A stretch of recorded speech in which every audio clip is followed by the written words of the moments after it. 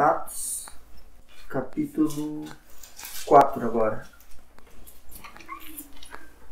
Estamos no 4, versículo 1. E estando eles falando ao povo, sobrevieram os sacerdotes e o capitão do templo e os saduceus, doendo-se muito de que ensinassem o povo e anunciassem em Jesus a ressurreição dos mortos. E lançaram a mão deles e os encerraram na prisão até o dia seguinte, pois já era tarde. Muitos, porém, dos que ouviram a palavra creram, e chegou o número desses homens a quase 5.000. E aconteceu que no dia seguinte reuniram-se em Jerusalém os principais, os anciãos, os escribas, e Anás, o sumo sacerdote, e Caifás, e João, e Alexandre, e todos quanto haviam da linhagem do sumo sacerdote. E pondo-os no meio, perguntaram: com que poder ou em nome de quem fizestes isto? Então Pedro, cheio do Espírito Santo, lhes disse: Principais do povo e vós, anciãos de Israel, visto que hoje somos interrogados acerca do benefício feito a um homem enfermo e de modo como que foi curado, seja conhecido de vós todos e de todo o povo de Israel, que em nome de Jesus Cristo, o Nazareno, aquele que em vós crucificastes, e a quem Deus ressuscitou dos mortos, em nome desse é que estas são diante de vós. Ele é a pedra que foi rejeitada por vós, os edificadores, a qual foi posta por cabeça de esquina. E em nenhum outro há salvação, porque também debaixo do céu nenhum outro nome há, dado entre os homens, pelo qual devamos ser salvos. Então eles, vendo a ousadia de Pedro e João, informados de que eram homens sem letras e indoutos, se maravilharam, e tinham conhecimento de que eles haviam estado com Jesus. E vendo estar com eles o homem que fora curado, nada tinham que dizer em contrário. Todavia, mandando-os sair fora do conselho, conferenciaram entre si, dizendo: Que havemos de fazer a estes homens? Porque a todos os que habitam em Jerusalém é manifesto que por eles foi feito um sinal notório e não o podemos negar. Mas, para que não se divulgue mais entre o povo, ameacemo-los, para que não falem mais nesse nome a homem algum. E chamando-os, disseram-lhes que absolutamente não falassem, nem ensinassem no nome de Jesus. Respondendo, porém, Pedro e João lhes disseram: Julgai vós se é justo diante de Deus ouvir-vos antes a vós do que a Deus. Porque não podemos deixar de falar do que temos visto e ouvido. Mas eles ainda os ameaçaram, mas e não achando motivo para os castigar, deixaram-nos ir por causa do povo, porque todos glorificavam a Deus pelo que acontecera. Pois tinha mais de 40 anos o homem em que se operara aquele milagre de saúde. E soltos eles, foram para os seus e contaram tudo o que lhes disseram os principais dos sacerdotes e anciãos. E ouvindo eles isto, unânimes levantaram a voz a Deus e disseram: Senhor, Tu és o que fizeste os céus e a terra e o mar e tudo o que neles há, que disseste pela boca de Davi, teu servo. Por que bramaram as gentes e os povos pensaram coisas vãs? Levantaram-se os reis da terra e os príncipes se ajuntaram a uma contra o Senhor e contra o seu ungido. Porque verdadeiramente contra o teu santo Filho de Jesus, que tu ungiste, se ajuntaram, não só Herodes, mas Pôncio Pilatos e os gentios e os povos de Israel, para fazerem tudo o que a tua mão e o teu conselho tinham anteriormente determinado que se havia de fazer.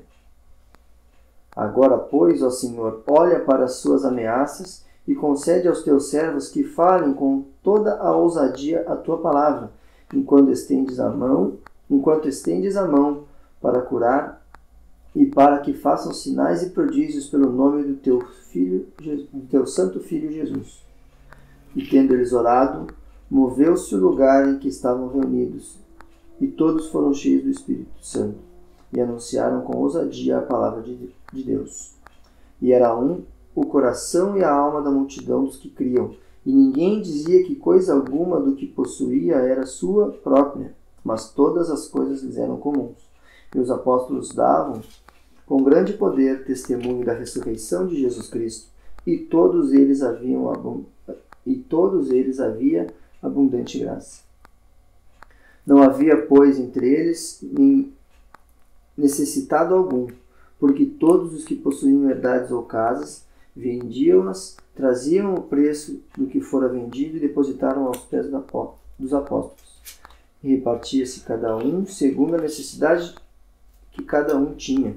Então José, cognominado pelos apóstolos Barnabé, que traduzido é Filho da Consolação, levita natural de Chipre, possuindo uma herdade, vendeu-a e trouxe o preço, e depositou aos pés dos apóstolos.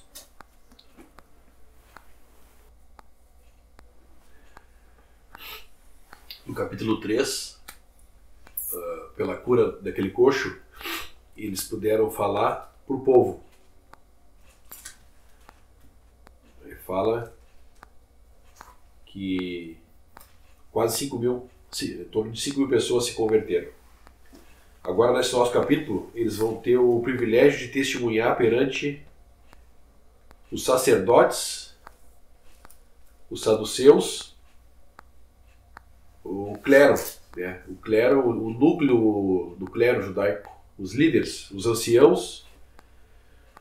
O versículo 6 fala: E Anás, o sumo sacerdote, e Caifás, e João e Alexandre, e todos quantos haviam da linhagem do sumo sacerdote. E no 5 ele fala também: reuniram-se em Jerusalém os seus principais, os anciãos e os escribas.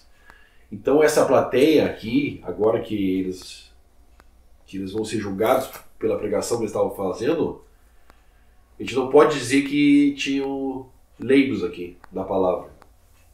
Pelo contrário, eram os conhecedores dos oráculos de Deus.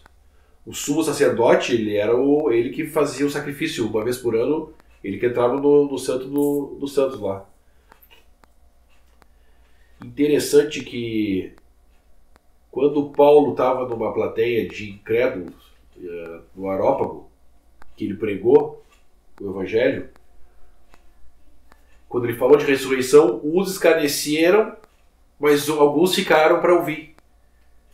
E aqui, nesse capítulo, não fala que nenhum deles deu atenção. Pelo contrário. Versículo 2. Doendo-se muito que ensinassem o povo e anunciassem em Jesus a ressurreição dos mortos. O irmão Lemão fala que quanto mais perto da verdade, pior é. Ou nós estamos na verdade, ou não estamos, porque perto da verdade é o que eles estavam. Eles estavam muito perto da verdade, esses líderes. E o que eles vão fazer aqui? Mais uma vez, Deus em misericórdia, dando a chance deles ouvir o que eles tinham feito. Que Pedro vai começar a citar agora aqui a palavra, os salmos que eles conheciam. Não era nada, Pedro não estava inventando nada novo. Pedro começa a citar as escrituras. De novo, para uma plateia que conhecia as escrituras. É interessante hoje, né, como nós temos conversado, quando alguém vem com uma doutrina que a gente responde na palavra, né, a pessoa está negando a palavra. Ela não está rejeitando nós, lógico, está rejeitando o testemunho, mas está negando o que Deus está falando pela palavra. E os saduceus aqui, no versículo 1 fala Sobreviveram os sacerdotes, o capitão do templo, que era um romano, e os saduceus. A gente já sabe que eles não criam na ressurreição. Então a gente pode saber que já o inimigo plantou eles já antes do Senhor se entregar na cruz para fazer oposição já. Antes já tinha sido plantada essa má doutrina que era o que eles ensinavam, que não haveria ressurreição. E já era tarde, deixaram para julgar no dia seguinte, versículo 13. Eles lançaram a mão deles, encerraram a prisão até o dia seguinte, pois já era tarde. Muitos, porém, dos que ouviram a palavra, creram, e chegou o número desses homens a quase 5.000. Então, se nós pensar que foi 3.000 na primeira pregação lá de Pentecostes, em torno de 3.000, mais 5.000 aqui, então já um número considerável de gente, de irmãos, né, crendo.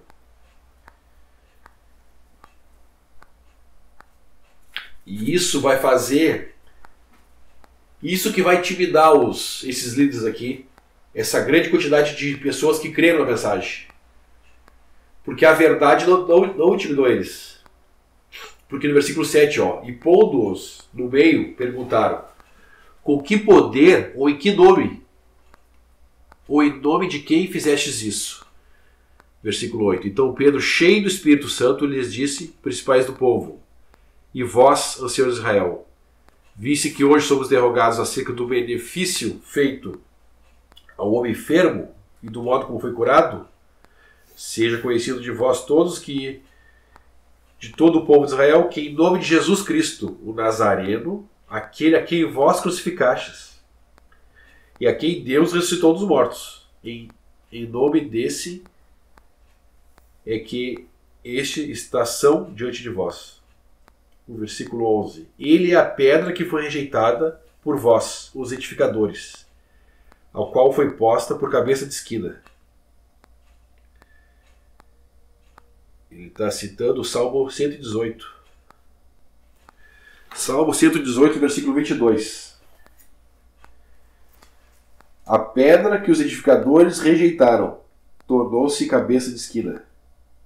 Foi o Senhor que fez isso, e é coisa maravilhosa aos nossos olhos. Então, eles não tinham como dizer que rejeitar essa mensagem. Quer dizer, eles não poderiam rejeitar, mas rejeitaram. Eles não tinham nenhuma desculpa para rejeitar. Interessante como a comunhão com a má doutrina corrompe. Porque tinha muita gente aqui. Não tinha um ou dois julgando. Tava toda a linhagem do sumo sacerdote, estavam os saduceus e estavam os anciões também, que eram os mais velhos do povo. E ninguém se levanta para dizer: não, mas está na palavra. Ninguém se levantou para dizer: não, mas eles estão falando a verdade, né? Isso que é interessante. Porque não é possível que nenhum deles tinha se dado conta que Pedro está citando as Escrituras. Porque eles... Quando alguém cita as Escrituras, né, a gente sabe, ele citou lá, está o livro, né? Então não é possível que nenhum deles não tenha sido tocado, mas que nenhum foi contra os líderes. Ninguém foi contra os líderes. Eles vão submeter a decisão deles. Porque não, aqui no versículo 14, e vendo estar com eles o homem que fora curado, nada tinha o que dizer contrário. Todavia, mandando sair fora do conselho, conferenciavam entre si, dizendo: que havemos de fazer a estes homens? Porque a todos os que habitam em Jerusalém é manifesto que por eles foi feito um sinal notório, e não podemos negar. Eles estavam preocupados mais com o sinal, e não com as verdades que Pedro estava trazendo, que eles tinham rejeitado a pedra de esquina. Versículo 17. Mas para que não se divulgue mais entre o povo, ameacemo-los para que não fale mais esse nome a homem algum. Então aqui eles estão negando a verdade mais uma vez. A verdade que Deus está dando uma oportunidade deles ouvir o testemunho de Pedro e João, né? Deus está dando mais oportunidade para esses homens aqui. Eu passei e não comentei, no versículo 2, a nossa versão fala de... A segunda parte. Anunciasse em Jesus a ressurreição dos mortos. Está errado. Não é dos mortos. É dentre os mortos. É a ressurreição dentre os mortos. Porque a ressurreição dos mortos vai ser a ressurreição do último dia. A que os judeus conheciam. Né? Em Jesus, a ressurreição dentre os mortos. Porque vai ser... A ressurreição dentre os mortos vai ser todos os que creram em Jesus. Na sua vinda, o arrebatamento, eles vão ser ressuscitados dentre os mortos. Os que não creram vão ficar ainda, o Espírito vai ficar lá, não vai ressuscitar. Nessa ressurreição do arrebatamento. Eles vão ser ressuscitados nessa ressurreição aqui, ó, do último dia. Esses que ficarem lá no Hades. É a ressurreição para a segunda morte. Então, é bom a gente entender isso, que é a ressurreição dentre os mortos, que tem diferença. Um exemplo é o amigo do Senhor Jesus, o que faleceu, ele ressuscitou, Lázaro. Lázaro estava lá no Hades, ele foi ressuscitado dentre os mortos, só que ele morreu de novo. Né? Ele vai ressuscitar no arrebatamento outra vez para nunca mais morrer. Então é a ressurreição dentre os mortos. Então eles estavam mais preocupados, os líderes estavam mais preocupados em querer esconder o erro deles de ter rejeitado o Messias. No versículo 17, ó, mas para que não se divulgue mais entre o povo, ameacemo-los para que não fale mais esse nome a homem algum. Então eles estavam mais preocupados porque eles já tinham errado a primeira vez em não receber o Senhor como Messias, e agora estão agravando esse erro, né? E não receber o testemunho da ressurreição, porque é a base da pregação de Pedro. Anunciasse em Jesus a ressurreição dentre os mortos. E chamando-os disseram que absolutamente não falasse nem ensinasse no nome de Jesus. Respondendo Pedro, porém Pedro. Interessante aqui um princípio que nós temos nas cartas de Paulo, o princípio que nós devemos obedecer às autoridades. Até que elas não se oponham às ordens de Deus. Se o Senhor Jesus mandou eles pregar, e agora os líderes estão dizendo que não, quem que tem que obedecer? E vai ser a resposta de Pedro. 19. Respondendo, porém, Pedro e João lhe disseram: julgai vós, se é justo diante de Deus ouvir-os antes a vós do que a Deus.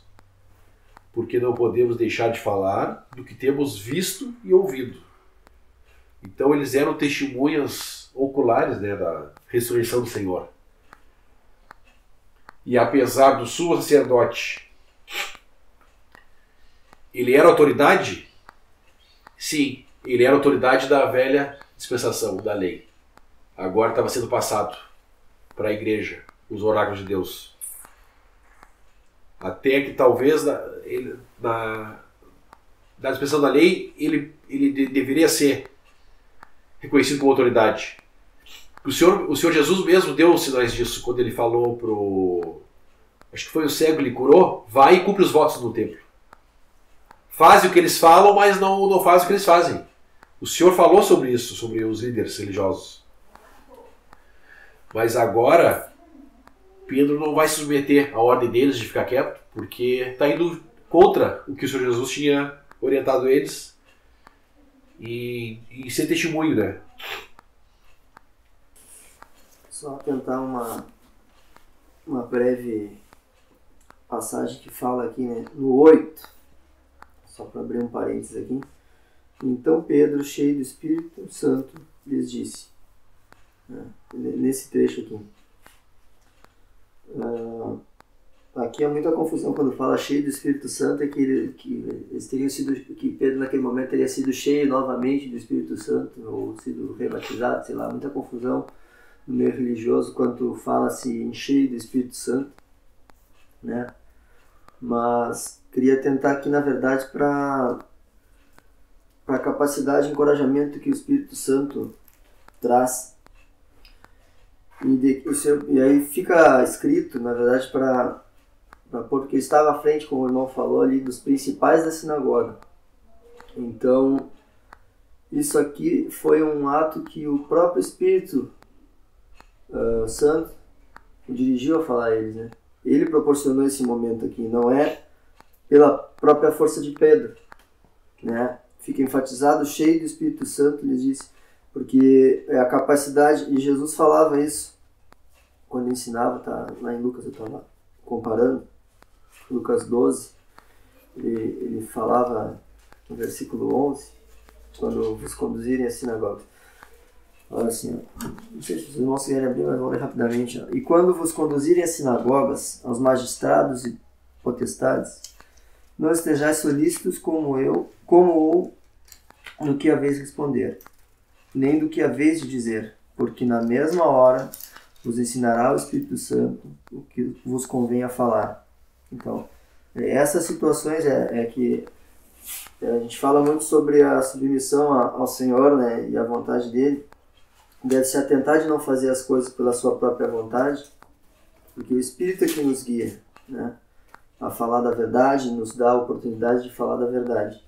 Então não foi movido pela sua própria vontade falar aquilo ali, o Espírito o guiou até essa circunstância, né? Ele é que capacita, né? Ele que nos dá o entendimento. Então ir até os principais da sinagoga é o que o Senhor proporcionou naquele momento ali. Seria, por exemplo, então, errado a gente falar aos magistrados hoje querendo os convencê-los, né, da verdade, né? Aqui são situações em que o Espírito nos proporciona, então a gente deve aguardar, não devemos ir, né, creio, atacar com o seu próprio conhecimento, porque não vai ser da tua vontade que vai se fazer a palavra ser vista. Até porque aqui mesmo, movido pelo Espírito Santo, os homens que estavam cheios de suas vontades não atenderam para a palavra. Eles tinham os oráculos de Deus, como o irmão falou, e eles não atenderam, né? Mas o Espírito queria os falar. Então é momentos que devemos aguardar, né? Os momentos em que o Senhor nos proporciona para falar da palavra e não simplesmente afrontar as pessoas com a nossa própria vontade. Seguindo o pensamento do irmão, interessante notar que eles não responderam eles. O versículo 13. Então eles, vendo a ousadia de Pedro e João, e informados de que eram homens sem letras e que não estudaram, e indoutos, sem cultura. Eu estive olhando aqui no grego, seria sem estudo e sem cultura. Não eram homens cultos. Se maravilhavam e tinham conhecimento de que eles haviam estado com Jesus. E aí volta a falar do homem curado. Eles não retrucaram uma palavra para eles. Por quê? Porque o Espírito Santo deu as passagens que Pedro citou, que não tinha como dar uma réplica para Pedro. Porque Pedro estava falando do Espírito, capacitado pelo Espírito. E Pedro calou o sumo sacerdote através do Espírito Santo, né? Toda a família do sumo sacerdote eram homens que tinham contato com os oráculos. E doutos e sem cultura. Se cria o pensamento hoje que no sistema religioso que tem que fazer uma escola de teologia para poder, né, no sistema ser alguma coisa, ou conseguir um cargo, né? Mas a gente vê aqui, como o irmão falou, o Espírito Santo vai capacitar quem ele quer nas circunstâncias necessárias. Pedro, se nós olhássemos para Pedro, um pescador, que chance ele teria durante essa plateia aqui? O apóstolo Paulo, que ele era culto, ele era letrado, ele ofendeu o seu sacerdote e foi ferido no rosto. Chamou de parede branqueada. E aí foi repreendido. Blasfema tudo o sumo sacerdote e teve que pedir desculpa. O apóstolo Paulo, o homem letrado e culto, E Pedro, aqui, capacitado pelo Espírito Santo, deixou eles mudos, e seria uma palavra. Pensando ainda em Pedro, a gente pode ver o que o Senhor falou de Pedro quando chama Pedro em Mateus capítulo 4. Mateus capítulo 4, versículo 19. A gente pode ler o 18 e 19. E Jesus, andando junto ao mar da Galileia, viu dois irmãos, Simão, chamado Pedro, e André, os quais lançavam as redes ao mar, porque eram pescadores. E disse-lhes: Vinde após mim, e eu vos farei pescadores de homens. Não tá escrito aqui, mas Pedro deve ter lembrado dessa frase do Senhor quando houve essa conversão aqui de 5.000 pessoas, né? Então, Deus pega um homem douto, inculto, e capacita através do Espírito Santo, né? E Pedro não deu um discurso, não foi um discurso eloquente, Pedro citou as Escrituras, simplesmente. Que o irmão citou, às vezes a gente acha que pode melhorar a mensagem na nossa ignorância espiritual, não sei qual é a palavra correta, nossa fraqueza, a gente acha que pode melhorar a palavra. Mas Pedro só citou as Escrituras, né? Então, foi o que ele fez e deixou mudo, né, essa plateia. E agora Pedro, bem diferente daquele Pedro que a gente conheceu, né, nos Evangelhos, o Pedro que agia na sua carne, agia na sua força. Agora o Pedro, usando as Escrituras, capacitado pelo Espírito Santo, né? Bem interessante o exercício de Pedro. E deixou esse grupo aqui do clero silenciado, né? Como eles não puderam rejeitar Pedro, eles foram se ocupar com o sinal, né? Ninguém pode negar esse sinal, mudaram de assunto, né? Mudaram da palavra e foram por sinal, né? Que estava... Quem é que pode resistir esse homem, né? Que ele está falando. Então, já foram tratados o sinal que Pedro tinha feito, a cura. Que Pedro deixa bem claro lá no capítulo 3 que não foi por virtude dele, nem ou alguma coisa deles, mas pelo nome, né? O nome que eles estavam dando testemunho agora. O nome do Senhor Jesus e da ressurreição. Interessante no versículo 21, Mas eles ainda os ameaçaram mais, e não achando motivo para os castigar, deixaram-os ir por causa do povo. O motivo para castigar seria teria que ter um motivo da Escritura para castigar. O sumo sacerdote tinha que julgar como? Ele tinha que julgar retamente pela Escritura. Então não tinha motivo. O motivo que eles... Mas soltaram também eles, deixando-os ir por causa do povo. Então eles estavam com medo do povo, porque todos glorificavam a Deus pelo que acontecera. Então 5.000 pessoas, eles deviam estar lá na porta lá do julgamento, esperando, né, para ver o que a gente não sabe, mas provavelmente estavam lá esperando. Versículo 23. E solto eles, foram para os seus e contaram tudo o que lhes disseram, os principais sacerdotes e os anciãos. E ouvindo eles isso, unânimes, levantaram a voz a Deus e disseram.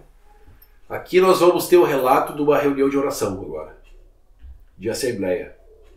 Versículo 24 de novo. E ouvindo eles isso, unânimes, levantaram a voz a Deus e disseram. Então eles começaram a orar. Senhor, Tu és o que fizeste o céu e a terra e o mar, e tudo o que neles há, que disseste pela boca de Davi, teu servo. Por que bramaram as gentes e os povos pensaram coisas vãs? Levantam-se os reis da terra e os príncipes se juntaram a uma contra o Senhor e contra o seu ungido? Ele está citando aqui o Salmo 2. Nessa oração eles estão citando o Salmo 2. Porque verdadeiramente contra o teu santo filho Jesus, que tu ungiste, se ajuntaram não só Herodes, mas Pôncio Pilatos, com os gentios e os povos de Israel, para fazerem tudo o que a tua mão e o teu conselho tinham anteriormente determinado que se havia de fazer. Agora, pois, ó Senhor, olha para as suas ameaças. Então eles vão orar agora, porque os líderes tinham ameaçado eles, que eles não pregassem mais nesse nome. E eles vão pedir no sentido das circunstâncias que eles estavam vivendo. 29. Agora, pois, ó Senhor, olha para as suas ameaças e concede aos teus servos que falem com toda a ousadia a tua palavra. E quanto estendes a mão para curar e para se façam sinais, prodígios pelo teu nome, pelo nome do teu santo Filho Jesus. E tendo eles orado, moveu-se o lugar em que estavam reunidos.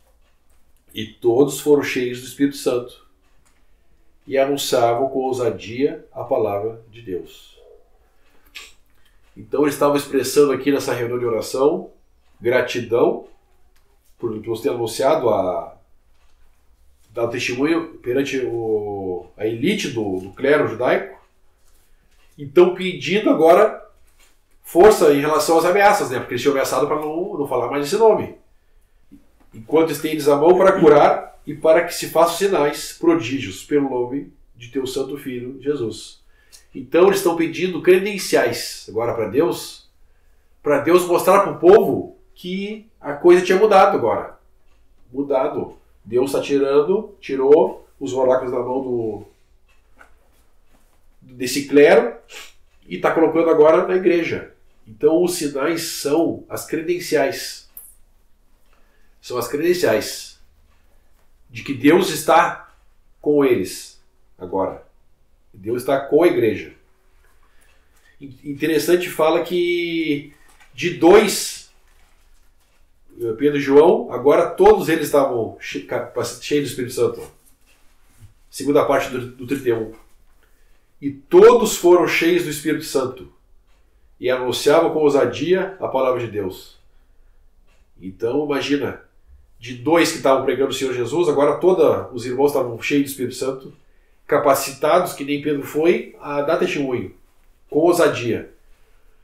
Então isso aqui vai ser agora, eles vão ser agora uma pedra no calo, uma pedra no sapato desse clero, que queria manter a sua posição, queria manter o povo em suas mãos.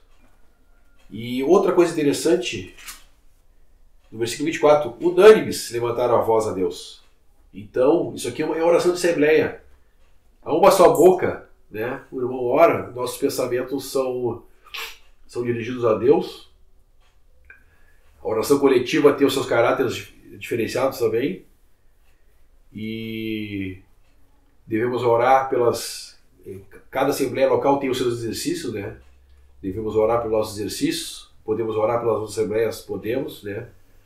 Mas somos exercitados a orar de acordo com as circunstâncias que estamos vendo, né? Um exemplo, a crise agora do Brasil, né? Muitos irmãos perdendo emprego, então nós somos exercitados conforme o exercício de cada assembleia, de cada lugar. E assembleias que existem em países que há perseguição, que é proibido, né, se falar do Senhor Jesus. Então os irmãos têm outros exercícios de oração. Interessante também que estremeceu o lugar onde eles estavam. Então Deus confirmou, moveu-se, fala no 31. E tendo eles orado, moveu-se o lugar. Então Deus deu confirmação e encorajou, foi de encorajamento para os irmãos, né? Que a oposição era forte, era muito forte a oposição. Não era os incrédulos lá de Atenas negando Paulo, não era isso. Era o clero do judaico que estava fazendo oposição agora. Então Deus teve que encorajar eles. Pensando também que no início aqui eles eram judeus, criados nesse sistema da lei, criados no judaísmo. Então eles precisavam de encorajamento mesmo para seguir esse testemunho, essa nova coisa que o Espírito Santo agora ia ensinar para eles. Eu queria tentar para o versículo 12, bem no meio do capítulo.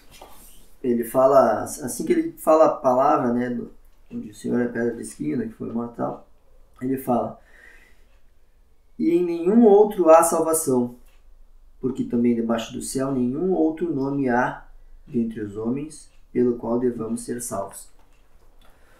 Os apóstolos se dedicavam a pregar a salvação. Fica lá um atentante chamado, né, aquele que fala do evangelho e falar de salvação aqui, né?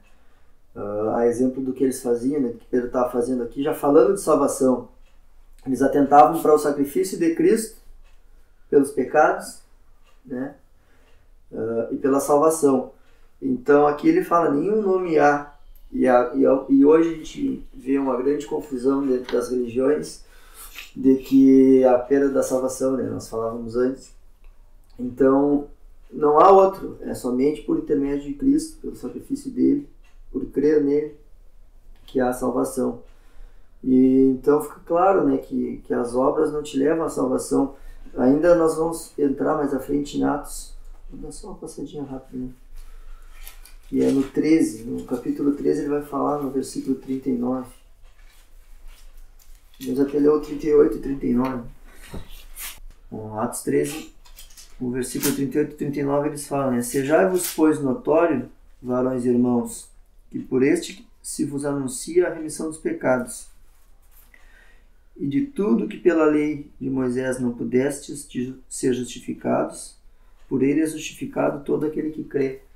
Aqui eles falam notório, né, de Jesus e que eles vêm pregando, né? Então, falar de salvação, falar da salvação por Cristo.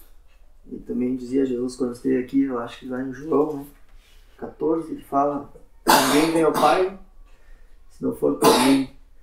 Então Jesus já havia dito, e por eles andarem com Jesus, tinham fundamentos para falar aqui, né, que em nenhum outro nome há essa salvação, pois ele mesmo já havia dito. Então fica atento aos irmãos para pegarem a salvação, né? Porque aqui ele também já falava aos sacerdotes da salvação, né, que não há outro nome, e também não fica imbuído, né, que as pessoas falam no sistema religioso de perder salvação, de você fazer para se salvar, você tem que fazer tal coisa, se você não fizer, você não vai ser salvo. Enfim, fica aqui bem claro que nenhum homem tem a capacidade de se salvar. Né? A nenhum homem é atribuída essa dádiva, né, de se salvar. Somente através de Cristo pode-se ter salvação. Então, em apenas um versículo dá para a gente atentar aí a pregar da salvação, né? Falar, como os apóstolos falavam, já de salvação e do Senhor, do seu sacrifício, enfim. Como desde aqui nos princípios ali eles já falavam dessa salvação através de Jesus. Hoje se tem um pensamento tanto no meio no mundo, como também no sistema religioso, que nós temos que aceitar as religiões, temos que não podemos criticar, não podemos ir contra. Se alguém pensa assim, deixa ele pensar. Mas esse versículo aqui, ele é excludente. Como o irmão citou, em nenhum outro há salvação, porque também debaixo do céu nenhum outro nome há. Então, com certeza, isso provém do inimigo. Eu acho que é pluralidade o nome disso, né? Em todas as religiões, é ecumenismo. Vamos juntar todas as religiões. Esse versículo que é excludente. E Paulo também nos avisou sobre os outros evangelhos. É o que o irmão estava tentando falar, estava falando. Né? O único evangelho que existe é esse aqui. É esse que Pedro pregou no capítulo 2, é o que Pedro pregou no capítulo 3, é o que Pedro pregou no capítulo 4 de novo. Pedro está pegando o evangelho repetidamente. Então, esse é o evangelho que que Paulo fala que não há nenhum outro evangelho. E se alguém quiser vos anunciar outro evangelho além desse, seja amaldiçoado. Então, nós não devemos aceitar esses outros evangelhos, nós devemos rejeitá-los, porque, como ele citou, esse versículo é bem claro. E num versículo só tem tanta coisa, né, que só nesse versículo a gente pode pregar. Dá para pregar o evangelho para incrédulos só nesse versículo aqui. Porque quando alguém vem falar das obras, tá aí, onde é que está Jesus nas tuas obras? Não tem. As tuas obras não vão levar a lugar nenhum. A tua religião, a tua caridade, não adianta. É o nome dele. Então, é bem correto o que o irmão falou. E é excludente. Se é nesse nome, o resto tudo que está falando que leva a algum lugar, não leva. É mentira. Outros evangelhos. Até pode ser evangelho, mas não é o evangelho de Jesus Cristo. Os outros. Né? E Paulo é bem claro. E também Judas, ele nos orienta na sua carta a batalharmos pela fé que uma vez foi dada aos santos. Acho que é isso que ele fala. Judas, versículo 3. Amados, procurando eu escrever-vos com toda a diligência acerca da comum salvação, tive por necessidade escrever-vos e exortar-vos a batalhar pela fé que uma vez foi dada aos santos. Porque se introduziram alguns que já dantes estavam escritos para este mesmo juízo, homens ímpios que convertem em dissolução a graça de Deus e negam a Deus, o único dominador e Senhor nosso, Jesus Cristo. Eu queria que você atentasse para esse pedaço aí, ó, esse trecho.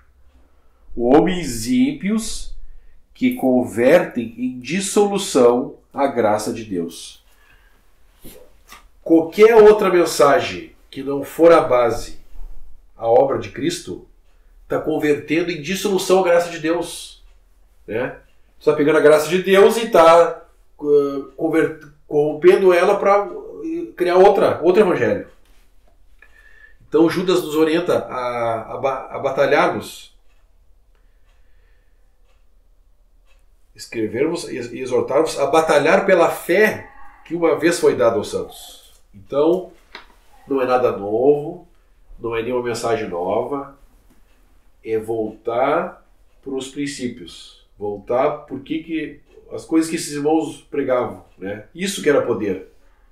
Essa mensagem da morte, crucificação, ao terceiro dia ressuscitou, sentou à destra de Deus, 5.000 convertidos. Essa é a mensagem que converte a Cristo. Os outros evangelhos levam as pessoas para outras coisas, não para Cristo. Vai levar para buscar um médico que vai curar suas doenças, vai levar as pessoas a querer um advogado para resolver suas questões judiciais, vai levar as pessoas a buscar um psicólogo para educar seus filhos ou para resolver seu casamento, mas não vão levar ele para a pedra angular, que é o nosso Senhor. Né? Não vai levar. O único evangelho que leva é esse. Né? E o único nome que importa que sejamos salvos é esse nome. É o nome do nosso Senhor Salvador Jesus.